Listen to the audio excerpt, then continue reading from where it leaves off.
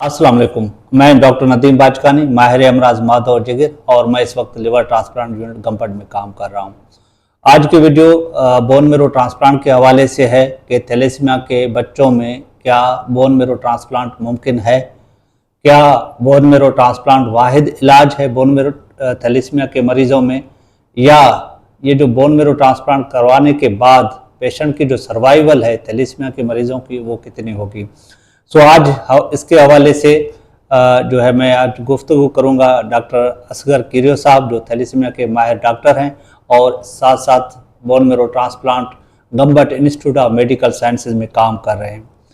अस्सलाम वालेकुम डॉक्टर साहब, सबसे पहले आपको वेलकम कहते हैं। सो बोन मेरो ट्रांसप्लांट होता क्या है और इसको जो थैलेसीमिया वाले मरीज़ हैं उनमें कितनी फीसद चांसेस होते हैं कि वो कामयाब हो जाए, इस हवाले से डॉक्टर असगर किरियो से पहले पूछते हैं कि ये बोन मेरो ट्रांसप्लांट है क्या और थैलेसीमिया के हवाले से ये कितना सक्सेसफुल है। सर, मैं आपका तहे दिल से शुक्रगुजार हूँ। ये जो हमारी एक थैलेसीमिया पे सीरीज़ चल रही है, आज हम जो बात करेंगे थैलेसीमिया का जो क्यूरेटिव ऑप्शन है जो है बोन मेरो ट्रांसप्लांट। पिछले वीडियोस में हमने डिस्कस किया कि थैलेसीमिया के दो ऑप्शंस हैं। एक जो है सपोर्टिव ऑप्शन, जिसमें हर महीने आप बच्चे को ब्लड लगाएं और ब्लड की वजह से फुला जिस्म में ज़्यादा हो जाता है उसको निकालने आयरन चिलेशन देते हैं। जो बेस्ट ऑप्शन है दो बोन मेरो ट्रांसप्लांट है। बोन मेरो ट्रांसप्लांट में हम जो डोनर होता है, जो कोई बहन या भाई होता है, उसमें से जो पीछे जो हड्डी का गोदा है उसमें से हम स्टेम सेल्स निकालते हैं। अल्लाह ताला ने स्टेम सेल्स को ये एक सलाहियत दी है कि उसमें ये रीजनरेशन पावर होता है। जब एक बहन या भाई से हम स्टेम सेल्स लेके उस पेशेंट को लगाते हैं तो उसका नॉर्मली जिस तरह बच्चों का खून बनता है तो ऐसे ही उस पेशेंट का भी नॉर्मल खून बनना शुरू हो जाता है। तो ठीक है, ये तो आपने बात बता दी। ये एक मोरोसी बीमारी है थैलेसीमिया। अगर एक फैमिली में एक बच्चे को है तो उतना ही चांसेस होते हैं कि दूसरे बच्चे को भी है। तो ये कैसे मुमकिन होता है कि थैलेसीमिया की फैमिली में एक को थैलेसीमिया और सेकंड बच्चे का ले रहे हैं उसको भी थैलेसीमिया हो सकता है, तो फिर आप इस प्रोसेस को कैसे डील करते हैं? सर, सबसे पहले बोन मेरो ट्रांसप्लांटेशन का एक क्राइटेरिया होता है। उसमें सबसे जो फर्स्ट क्राइटेरिया होता है वो होता है डोनर सिलेक्शन। सबसे पहले हम एक टेस्ट करवाते हैं जिस टेस्ट का नाम होता है HLA मैचिंग, जो DNA बेस्ड टेस्ट होता है, जिसमें हम ये चेक करते हैं कि जो पेशेंट है अपने बहन या भाई के साथ वो मैच है या नहीं है। अगर मैच होता है तो जो सेकंड हमारा स्टेप होता है वो हम देखते हैं वो जो पेशेंट खुद है वो फिट है या नहीं है, उसकी हम टेस्ट करवाते हैं। जो डोनर है, डोनर के लिए लाजमी है कि वो नॉर्मल हो या थैलेसीमिया माइनर भी डोनर हो सकता है। पिछले भी व्लॉग्स में हमने डिस्कस किया है कि जो दो पेरेंट्स होते हैं उनके सारे बच्चे थैलेसीमिया मेजर के नहीं पैदा होते। 25% चांसेस होते हैं, 50% चांसेस होते हैं कि वो ट्रेट हो और 25% चांसेस होते हैं कि वो नॉर्मल हो। तो हम जो डोनर होता है या तो वो नॉर्मल होता है या वो माइनर होता है। तो डोनर जो थैलेसीमिया जो ट्रांसप्लांट बोन मेरो ट्रांसप्लांट का जो डोनर्स होते हैं वो रिलेशन में उसके कौन कौन से जो है रिलेटिव उसको जो है ना बोन मेरो। सर, जो डोनेशन है जो बोन मेरो ट्रांसप्लांट के लिए डोनर होता है, जो फर्स्ट ऑप्शन होता है वो बहन भाई होता है।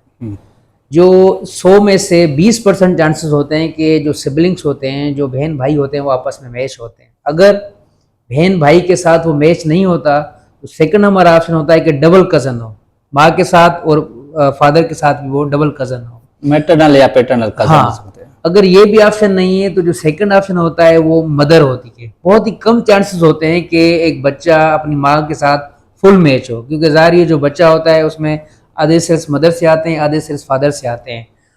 हमने मदर के साथ भी ट्रांसप्लांट किए हैं, बहुत ही कम चांसेस होते हैं, मगर स्टिल ऑप्शन है कि आप मदर के साथ कर सकते हैं। अगर मदर के साथ नहीं है तो सेकंड जो ऑप्शन होता है आप फादर को भी डोनर कर सकते हैं। अगर बहन भाई भी मैच नहीं है, माँ भी मैच नहीं है, बाप भी मैच नहीं है, तो जो कुछ इंस्टीट्यूट है उसमें हिप्लो ट्रांसप्लांट किया जाता है, जिसको हम आधा मैच ट्रांसप्लांट करते हैं। अगेन थैलेसीमिया में वो बहुत ही रिस्की होता है। पाकिस्तान में कोई भी हिप्लो मैच नहीं करता। दूसरा एक ऑप्शन होता है जिसको हम कहते हैं मैच अनरिलेटेड डोनर, कोई रिश्तेदार ना हो, किसी रिश्तेदार ना हो मगर फुल मैच हो। जिस तरह ब्लड ग्रुप्स मैच हो जाता है, मसलन मेरा O पॉजिटिव होगा तो आपका O पॉजिटिव हो सकता है, इसलिए HLA मैचिंग भी जो है वो मैच हो सकती है। बदकिस्मती से पाकिस्तान में HLA रजिस्ट्री सिस्टम नहीं है तो इसलिए हम वो कर नहीं पा रहे। बाकी ममालिक में जिस तरह ईरान हो गया, इंडिया हो गया, टर्की हो गया, इटली हो गया, तो इस तरह के ममालिक में वहाँ HLA पे आर्गन डोनेशन जो है रजिस्ट्री होता है, हाँ, तो आर्गन डोनेशन रजिस्ट्री में वो सारी चीजें उसमें ये मर्ज जो है वो पॉसिबल है, वो हो सकता है। डॉक्टर साहब एक बात क्लियर करके बताएं कि जो थैलेसीमिया का पेशेंट होता है उसका कोई एज लिमिट है बोन मेरो ट्रांसप्लांट के लिए? ट्रांसप्लांट के लिए जो पेशेंट है, पेशेंट की जो मिनिमम एज होना चाहिए वो 2.5 साल होनी चाहिए। मैक्सिमम 2.5 साल से लेके फिर हमने 3 इसके जो हैं वो जो कैटेगराइजेशन की हुई है। इसमें एक थैलेसीमिया की होती है पिसारो क्लासिफिकेशन। जो बेस्ड एज होती है थैलेसीमिया ट्रांसप्लांट के लिए जो पेशेंट की है वो 4 to 6 ईयर हो। अगर 4 to 6 ईयर में अगर आप ट्रांसप्लांट करें तो हमारे जो हमने गंबट में ट्रांसप्लांट किए हैं, जो उनकी आउटकम है वो 88% है। अगर 6 to 10 ईयर आप करेंगे तो वो आपकी हो जाती है 75%। 10 ईयर से जो ऊपर वाला जो ग्रुप है वो हाई रिस्क होता है, उसमें जो है आउटकम जो है 60% हो जाते हैं। क्योंकि जैसे जैसे बच्चे की एज बढ़ती जाएगी उसको ब्लड ज़्यादा लगता जाएगा, उसमें फुलाद ज़्यादा होता जाएगा, तो जो उसके आर्गन हैं वो वक्तन बवक्तन खराब होते रहते हैं। ठीक है। सो जैसे एज बढ़ता जाएगा उसके बोन मेरो सक्सेस के चांसेस जो कम हो वो जाते कम हैं। होते जाएंगे। ये तो पेशेंट का एज हो गया। डोनर का एज क्या होना चाहिए? डोनर का जो है मिनिमम जो है 2.5 से 3 साल होना चाहिए, और जो ऊपर जो एज है वो 45-50 तक भी हम डोनर से ले सकते हैं। स्टेबल और हेल्दी डोनर हो। स्टेबल हो, हेल्दी हो, लाजमी नहीं है कि वो ग्रुप उसका मैच हो या ना हो, मगर वो जो HLA मैचिंग है वो मैच हो। तो डोनर को कोई नुकसान? डोनर को कोई भी नुकसान नहीं है, 0% रिस्क होता है। ये दुनिया का वाहिद ट्रांसप्लांट है जिसको मेडिकल ट्रांसप्लांट करते हैं। इस ट्रांसप्लांट में इतनी कोई सर्जिकल इंटरवेंशन नहीं होती। अच्छा। विदाउट एनी इंसिशन एक नीडल होती है जिसको हम LP नीडल कहते हैं, उसके थ्रू हम स्टेम सेल्स लेते हैं। डोनर को हम सिर्फ एक दिन पहले एडमिट करते हैं, अगले दिन हम उसको जो स्टेम सेल्स होते हैं वो ब्लड की फॉर्म में होते हैं, उसके थ्रू हम सेल्स लेते हैं, पेशेंट को फिर ट्रांसफ्यूज करते हैं, फिर हम डोनर को डिस्चार्ज कर देते हैं। डोनर को सिर्फ हम 1 या 2 दिन रखते हैं। अल्हम्दुलिल्लाह गंबट में हमने 120 ट्रांसप्लांट किए, अब तक हमारे एक भी डोनर को कुछ भी नहीं हुआ।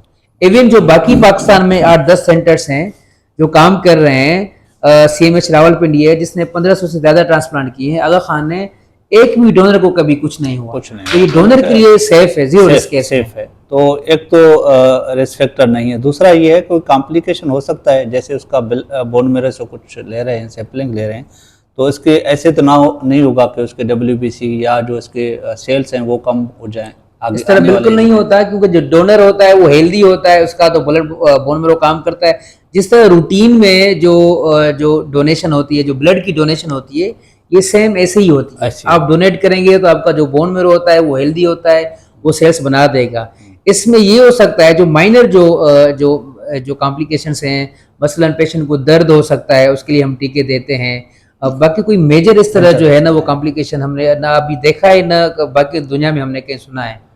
और गंबट में अभी तक 120 जी सर बोन मेरो ट्रांसप्लांट हो चुके हैं, and Gambat institute of medical sciences is also leading in the bone marrow transplant.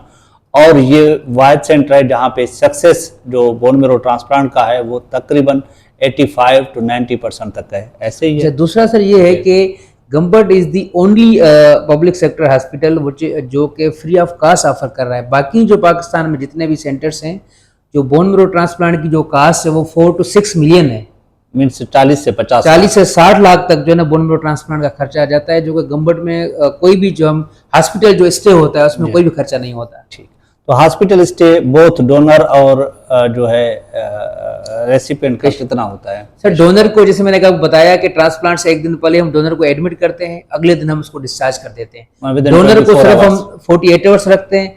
जो पेशेंट होता है अगेन वो डिपेंड करता है कि उसको कौन सी बीमारी है। जिस तरह थैलेसीमिया है तो थैलेसीमिया में क्योंकि ट्रांसप्लांट से पहले हम दवाइयाँ देते हैं जिसको हम कहते हैं कंडीशनिंग प्रोटोकॉल। वो जो कंडीशनिंग प्रोटोकॉल है वो 16 दिन चलता है। 16 दिन वो हो गया और 2 हफ्ते, तो मिनिमम जो ट्रांसप्लांट जो स्टे होता है पेशेंट का वो 4 to 6 वीक होता है। मीन्स प्री ट्रांसप्लांट 2 हफ्ते पहले उसको ऑप्टिमाइज किया जाता है, उसको 2 हफ्ते प्री ट्रांसप्लांट वर्कअप अलग होता है जिसमें हफ्ता लग जाता है। हॉस्पिटल जो स्टे है उसमें 4 to 6 वीक्स लग जाते हैं। 4 to 6 वीक्स लग जाते हैं। ठीक है, थैंक यू डॉक्टर साहब, आपने हमें बोन मेरो ट्रांसप्लांट के हवाले से गाइड किया। सो थैलेसीमिया का इलाज सिर्फ खून लगाना नहीं है, थैलेसीमिया का इलाज सिर्फ पेशावर जाने या खून से अवॉइड करने का नाम नहीं है। इनके अलावा अगर बच्चा यंग है, 4 से 5 साल का है, तो और उसमें आप बोन मैरो ट्रांसप्लांट करवा सकते हैं। तो बोन मैरो ट्रांसप्लांट के जो रिजल्ट्स हैं, वो बच्चा उसको आगे ज़िंदगी में कभी खून की भी ज़रूरत नहीं होगी और साथ साथ दवाओं की भी ज़रूरत नहीं होगी।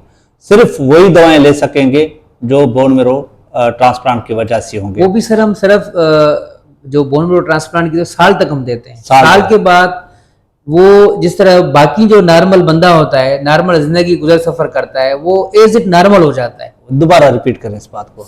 बोन मैरो ट्रांसप्लांट में सारी जिंदगी हम दवाइयां नहीं देते हैं, सही। सिर्फ 1 साल तक दवाइयां देते हैं, 10 से 12 महीने। उसके बाद उसकी कोई दवाई की जरूरत नहीं होती, कोई इसको ब्लड नहीं लगता। नॉर्मल बाकी जिस तरह इंसान होते हैं जो अपने एक्टिविटीज करते हैं, वो शादी कर सकते हैं, वो बच्चा पैदा कर सकते हैं। और मजे की बात ये है कि उनके बच्चे नॉर्मल होंगे क्योंकि वो खुद नॉर्मल हो जाता है। अच्छा, दैट्स गुड। तो इसलिए ज़रूरी है कि जो भी थैलेसीमिया के पेशेंट हैं, अगर उनमें न्यूली डायग्नोसिस है, तो इस बार बार जो ज़रूरत होती है खून लगाने की या दवाएं लेने की, उससे बचें। और वो ट्रांसप्लांट के बाद भी सिर्फ 1 साल तक दवाएं ली जाती हैं और उसके बाद ज़िंदगी बिल्कुल नॉर्मल हो जाती है। So this is was amazing for me also, क्योंकि ये आपने बहुत नॉलेज दी है डॉक्टर साहब। हम आपके बहुत मशकूर हैं कि आप वक्तन बवक्तन हमें थैलेसीमिया के मरीज़ों के लिए आगाही देते हैं। सो इंशाल्लाह ये थैलेसीमिया के हवाले से मेरे ख्याल से ये लास्ट वीडियो है, और इंशाल्लाह फिर कभी डॉक्टर असगर कीरो साहब को हम खून के जो भी डिसऑर्डर्स हैं या बोन मैरो ट्रांसप्लांट के हवाले से जो भी बीमारियां हैं या खून के कैंसर्स हैं, स्पेशल ल्यूकीमिया, लिम्फोमा जो भी हैं, तो इस हवाले से डॉक्टर को मदऊ करते रहेंगे। सो इंशाल्लाह फिर किसी और व्लॉग के साथ या पॉडकास्ट के साथ आपके साथ हाजिर होंगे। तब तक अल्लाह हाफिज़।